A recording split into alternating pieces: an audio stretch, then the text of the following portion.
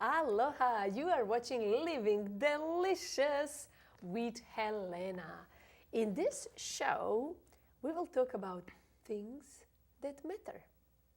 And I wonder if the things that matter are things or they are not things. To tell us more about it, we have an amazing entrepreneur and a public speaker, our guest Rodney Allgood. Hello, Helena. Aloha, Rodney. Nice to have you here. So, you said you want to talk about things that matter. Are things that matter things? Excuse me? Are things that matter Are things that matter things?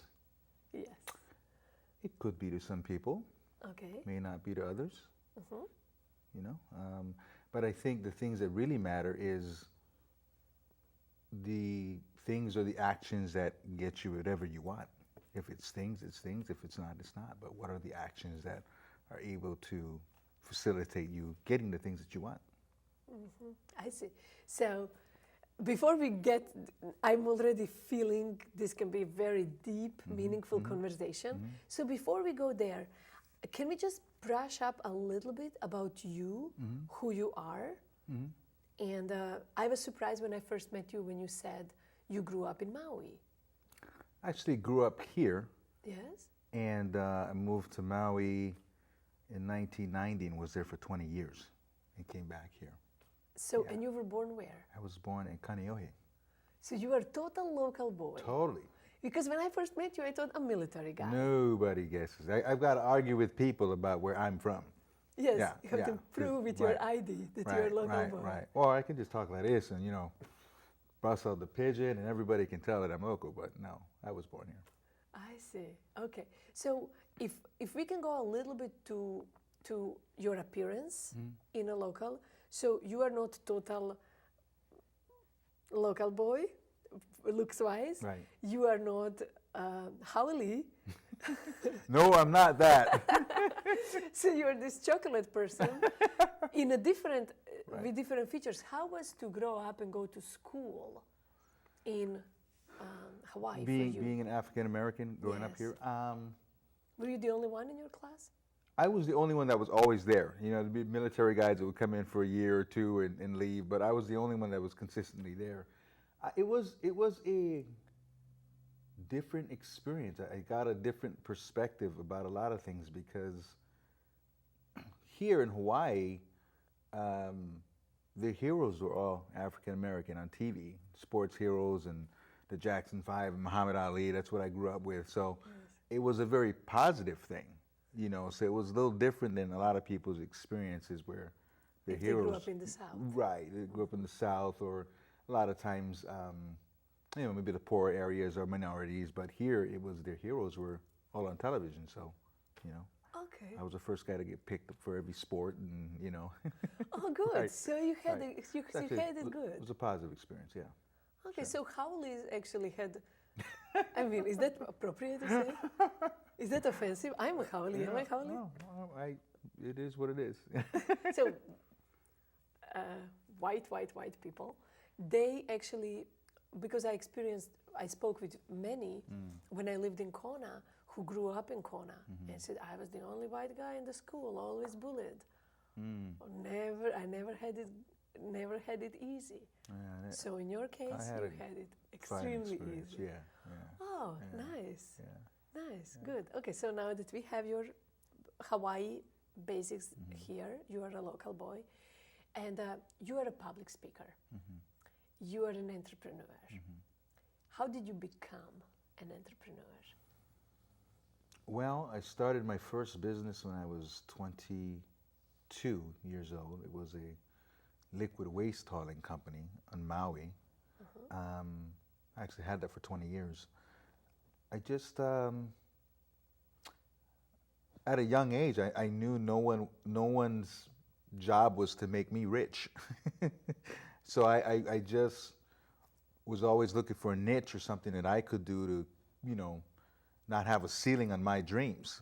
And at a young age, I understood that. You know, I grew up working for my dad, and I was the youngest of three sons. And my dad, the way he structured it was kind of like being Prince Harry.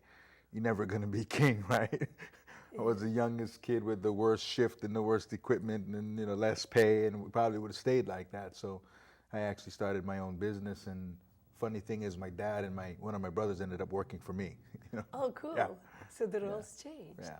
But did they encourage you to start at the beginning? Was it hard? No one really encouraged me. I think I had a chip on my shoulder.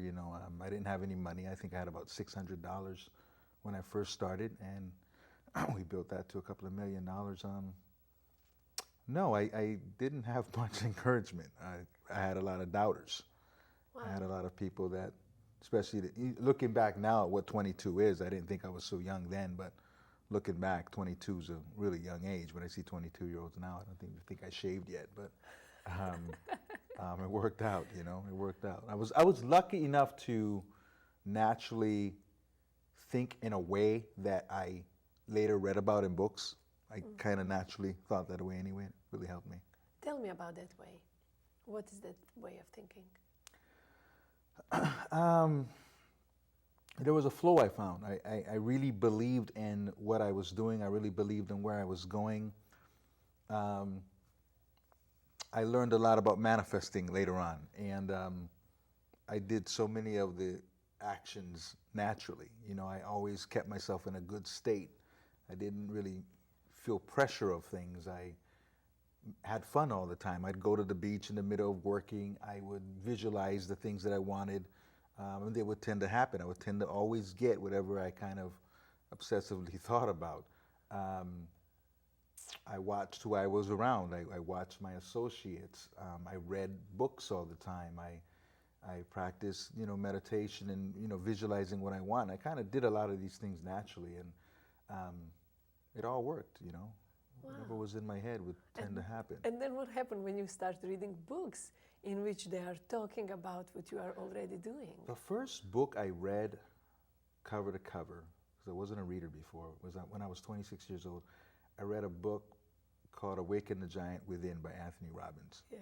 I was flying to Dallas, Texas, and I read this book, and it was like someone speaking what I thought all the time, and I never saw it in words. I was so excited to see someone and taking it to the next level, but he really was explaining how I naturally felt, and then I was able to really do it on purpose. I mean, that book really changed my life. I could Wow. see it written there, like, okay, this is what I feel, How did you even pick up the book first? I don't know. I think I was just in a bookstore and just flipped through it. I saw him on TV, and he was the guy on TV, yeah. right? He was on TV all the time. Right, Yeah. right. And then that became my obsession with books from then on. I just would read and read and read, Wow. Yeah. So Tony Robbins was your Yeah, first one. first switch. Sure. Wow, wonderful. So when you, if as a public speaker, you said to me before that you speak in schools. So if some children would ask you, let's say about the age 10, if they ask you about manifesting, how would you explain to them in a simple way that children can really get it and apply it? Well, that's a great age. I usually speak to older kids, but I coached youth sports for 9 seasons. Out of 9 seasons, we had 7 undefeated seasons. Wow. And I don't pick my kids. They give me the kids. Except my son was always on my team, and he was a great player at that age. But I would teach them to visualize the game. And they would all lay on the bleachers, and they would see themselves passing. They would see themselves. So how would it, was that a guided meditation? How would, I would just have show them. us, how did you do it? Number one, what I would do with these kids is, coaches would ask me all the time what I was doing because they didn't understand how these kids played so well. First thing I did is I would find what the kids naturally did well. So maybe 3 kids could shoot well. Yeah. Okay. Maybe 1 kid was really big and awkward, and I would teach him to rebound. And I would get the ball and I would say, what is your favorite thing in the world? What sport was it? Football? Basketball. Basketball. I said, what is your favorite thing? He would say, my PlayStation. I said, what is this? It's a basketball. No, it's your PlayStation. What is this? It's a basketball. No, I would do this until he would tell me it was his PlayStation. Okay? I said, would you ever let your PlayStation hit the ground if I dropped it? He goes, no. And I would throw that ball in the air, and he would go and get that ball. Okay? Fun. And he's my rebounder. okay? And then I would find it was girls were on the team too, right? And I would ask the girl to copy what I would say. You know how people, they copy what I say, copy what I say. And I would ask her to do that. And she thought it was funny. She's copying what I'm saying. Then I would tell her to copy where I'm moving, okay? And she would copy where I was moving. And she thought it was so funny because I couldn't get rid of her, right? Well, that's my defender now. I'd put her on the best person, and he could not get the ball because this little girl is just following him everywhere. Okay? And I would show somebody else how to show a pick. And I would teach all these different things, and then I would give praise to the kid that was doing the thing that was usually overlooked more than the kid that shot. Okay? For example? Setting a pick is when you get in somebody's way so your shooter can go and score. Okay? No one really gives the praise to right. that person. And I would give so much praise to that kid. He was the player of the game. I buy him a big Snickers bar. I would give him so much praise that all he wanted to do was set those picks. Okay? Which makes the shooter free of it. He didn't even want the ball, and I didn't want him to have the ball because he couldn't shoot anyway. He was a kid that usually sat at the end of the bench. So when you apply that to life, and when people are doing what they're gifted to do, or they're playing the right role, right? They're going to appreciate the role. They're going to do it well. They're going to feel like this is why I'm here. And the kids would feel like, this is why I'm here. I'm the defender. I'm the picker. I'm the shooter. I'm the rebounder. Everybody had a role to play. And by doing that and having them visualize the game, and they're visualizing their role. So were they visualizing all in a group, like sitting and they meditating? All lay on the bleachers and lay. Yeah. Oh, cool! Right. Like a restful time. Right. Right. And they would just imagine the game, and it was just incredible what they did. I mean, season after season, So and every season you get different children. Yeah. Yeah. Completely new set of most kids. of the time. Like sometimes coaches would think that kid is so good and I want him on my team, and they would have that kid the next year, and then I would have his kids, and then we'd beat him again. So Wow. yeah. Wow. Okay. And if you would have somebody who is, let's say, older in their age, and they've been, let's say, had a bankruptcy or some other failure in life, maybe got divorced and lost their children, and they don't feel inspired. Maybe they are overweight. Well, Maybe they're 50. you're telling my story except the overweight part. Oh, really? Okay, Right, you so- tell your so, story. No, it's I feel so qualified to speak about things because I had things, I lost things, and as much as I thought I understood how things work, I found myself in a rut, not applying the things that I knew because I got divorced after 19 years. I was forced to sell my business. I lost my source of income. My identity was tied up on all these exterior things, and yeah, I went for a twirl myself, so I can kind of speak on that. Good. But don't you think when those failures happen, at the first moment we are really scared of them and defeated by them, but later they were so good? I think when you get past them, you never would wish that it didn't happen Yes. because you grasp so much of the experience of that comeback. Yeah. Or you have to dig so deep inside of yourself, deeper than you would have been ever forced to if things were still good. Yes. So, yeah, I think looking back, it makes you more of a person. It humbles you and Enriches you. reaches you and makes you a better person. Yeah. Yeah. I was in war when I was 15. Okay. I lost everything, literally. My twin sister and I were separated, brother on the front line, my grandma's house bombed, my best friend dead, and I have only what's on me. That's all I have. I don't even have ID. And I was in a refugee camp, and I ran away from refugee camp. But I ran away, walked out with, again, nothing. Literally, I didn't know when am I gonna eat and what. And I knew nobody. And I remember I would never wish this to any 15-year-old, that to happen. But when I look back, wow, this made me rich in soul. Made me understand that you can lose everything like this, but your heart is what stays. But wasn't it the decision on your part to decide to win? I was not actually thinking in that big picture. At that time, I felt a lot of victim energy. And I remember the crucial point was in a refugee camp when one woman accidentally froze her newborn baby. It was so cold, and she woke up lamenting and screaming and such a painful weeping. She woke up with a cold baby next to her. And she was young, maybe 20. She didn't know much. Right. I was 15. To me, she was an old woman already. But when that happened and everybody woke up in a whole camp and everybody was around her trying to help.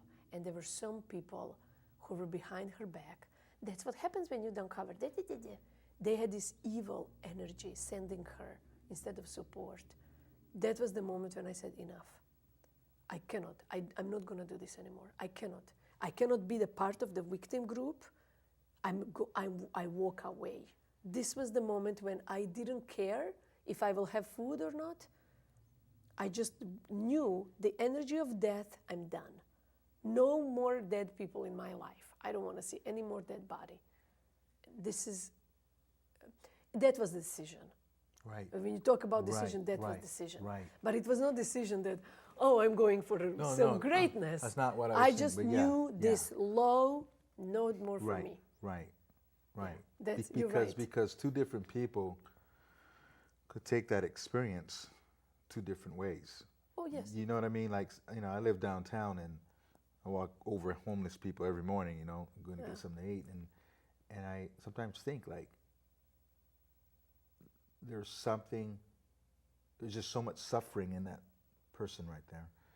And there's something at some point that broke that person. There's a point where you choose to go this way or break. Yes. And that's an amazing story because you chose to, that's it, I need to make this change. Yeah, I knew I would end up like all of them. The criticizing of that woman was the worst that happened to me. And I want to tell you something, and this is something that's very true to me. Yes. I can look at people, and I can look in their eyes, and I can see if they have dreams in them. I can see how alive they are. Your eyes are totally alive. Alive. Yes. That's what everybody tells me. You know, and that's an amazing thing to have had that story and to just be so alive. Thank you. I appreciate it. I appreciate you recognizing. But another thing is, only those who have it too can recognize. It takes one to know one. It takes one to recognize one. So if you would not have aliveness in you, you would not vibrate on the aliveness connection. It's like you don't charge iPhone 5 and iPhone 4 with the same thing. If you are that kind of phone, you charge that way. So you charge on aliveness. That's why you saw it in me. If you would charge on misery, you would saw and notice my war story. And you will go back to that story. Right. And let's talk more about war. Let's talk about misery. Right. No, you choose to connect on aliveness. Right. Thank you so much. Right. This is great. Right. Yes. I was telling a friend a few days ago, Yeah. if you Google and look at the images of people who accomplished great things in the past, it could be Martin Luther King, his eyes are forward. They're not in the year that the picture was taken. Yes. His eyes are like where we are now. So true. It's over there. He's always thinking his eyes are over there. Yes. If you look at pictures of young Michael Jackson and Michael Jackson before he died, his eyes are absolutely different. Gone. Yes. There's a point where he just knows he's going to be this huge star and take over the world, and there's a point when he's done. Yeah. And you can see so much in someone's eyes.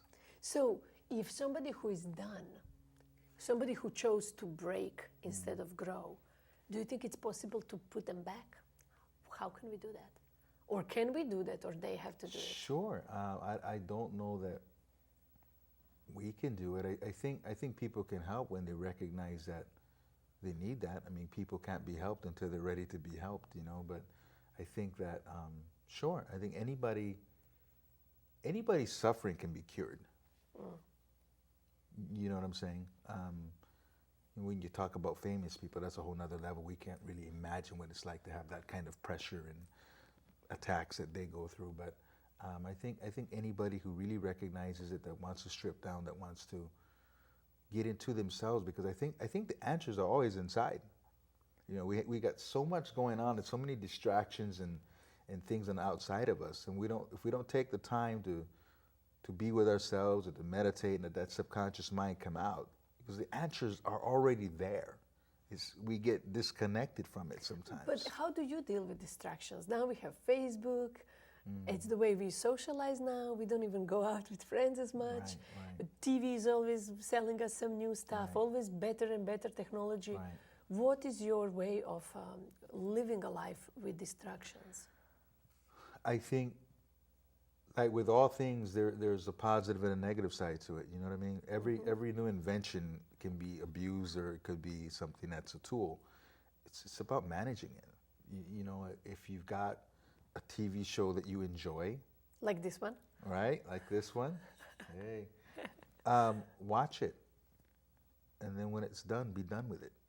Oh, but I'm so comfortable in my little couch. y- I'm you eating my know? popcorn. I want to watch next 5 shows. Right, but I think, or if that's what you chose to do that day, that's what you chose to do. But to unconsciously just have the TV on all day. No, I'm talking about the unconsciousness when you get sucked in. Yeah, to unconsciously be on your computer for hours at a time, to unconsciously watch TV, to unconsciously do anything where you're just taking in things that you're not conscious that you're taking in. You know, when you go to a movie, you know, I'm at a movie for 2 hours, and you know, And I'm done. I'm done. I'm checking out for 2 hours to watch this movie, and then I get back to what I'm doing. But to have things that you do that are just unconscious, you won't even know where to check back in, because most of these things are someone else's agenda. Okay? Television makes money. The shows are to basically keep your attention so we can sell you stuff in between. Yeah. Okay? And you're taking all this stuff in, and you don't realize why you're thinking what you're thinking. You don't realize when you listen to certain kinds of music, if you don't watch the lyrics in your music, those things are also programming your mind. All these things are programming your mind. So when you don't have time that you say, this is when I'm going to read, and this is what I'm going to read, and this is when I'm going to consciously put this information in my brain because this is what I need. When you don't do that, and everything that's going in your brain comes from somewhere else, you know, that you're not controlling, then you'll just lose control of the wheel of your life. So I think it's really important to manage all those things. Yes. And do it very on important. purpose. Yeah. Yeah. And for that to manage, it's important for us to also be grounded and able to do that. Be stronger than the Facebook. Be stronger than the impulsive compulsivity to check it many times. What is your advice for becoming stronger than distractions? How do you do this? How do I do it? Is I have routines that I do, and I have things that I do regardless of what's going on. So for instance, I wake up typically about 5 a.m. Yes. and I write my list of what I'm doing that day. Okay, not just work things. It could be call my daughter when she wakes up. It could be, 100 push-ups, 100 sit-ups, swim this many laps in the pool. That's the workout part. It could be read, meditate. I write them all down, okay? And I've got to check this list off by the end of the day. And that's my priority, is to go through that list in a detached way. So it's not based on emotion. I don't feel like doing that. I don't feel like swimming. I got a lap pool at my condo. I don't feel like swimming because it's raining outside. I got to swim anyway because it's on my list. Okay? And that takes up my time, so it manages these other things. So when I'm watching TV or on Facebook, it's like I'm wasting time because this list has got to be done. Well, what if you have unexpected thing? Like unexpected phone call and then unexpected TV show? Well, TV, I don't watch a lot of No, TV. this one. Oh, okay. How I called you today? Right, Hey, come right, over. Right. So that was unexpected. It was Right. not on your list. Right. How did you manage that? Well, I put it on my list after you called me. Oh, really? Right. Wow. Okay. Wow. And I'll tell you one thing that works with a list, especially when you've got stresses going on. So say you've got financial stresses going on, and you're obsessed that day with these financial things, and you're kind of depressed and you're down, and all you're thinking about is these financial things, and if I get this done and this done, that'll help that. Okay. So you've got basically two things that you want to get done today. That's on your mind. Yeah. Well, those two things don't work out that day. Okay? You feel like a complete loser at the end of the day because I'm 0 out of 2, okay, of these two important things. If you list all the things that you want to accomplish that day, and maybe 25 things, and those two things still didn't get done, I got 23 wins and 2 losses. I feel like a winner still. Yes. Okay, so that's what helps me manage those things. And at the end of the day, or at the end of the month, or 2 or 3 months later, when you look at the benefits of doing that, when you look in the mirror and you go, wow, I'm looking pretty good, it becomes habitual because you like the effects of what you're doing. I like that. Yeah. I like that. Even if you have a lunch on your list, you did it. Yeah. You Yeah. chose that your lunch will be between 1 and 1:30, not wherever I walk Right. by the fridge and Right. grab something out of it. Right. I like that very much. Right. So your life becomes more intentional. Becomes intentional because I don't think the things that you want to happen by accident. Most good things or lasting good things are intentional. Yes. Yes. Okay, but to live randomly, you're gonna get random results. So it might be good sometimes, and it's awful, and it might be. But in the end, you're not happy because you don't feel like you're controlling it. Yes. That's true. Yeah. We have about a minute, actually, 15 seconds left. If somebody wants to contact you, would you be willing to mentor them or give them a Absolutely. little advice? Absolutely. Okay, so you can contact Rodney at, what's your number? At 808-295-3172. Yes, so contact him at 219-3572. And you can contact me at 266-0717. Watch our next show. Stay tuned. Have a delicious life and make your list. So now this show is over. Your best show ever is over. Turn it off and go. Do something. 100 push-ups, okay? Call us if you did it. Bye. Thank you, Rodney.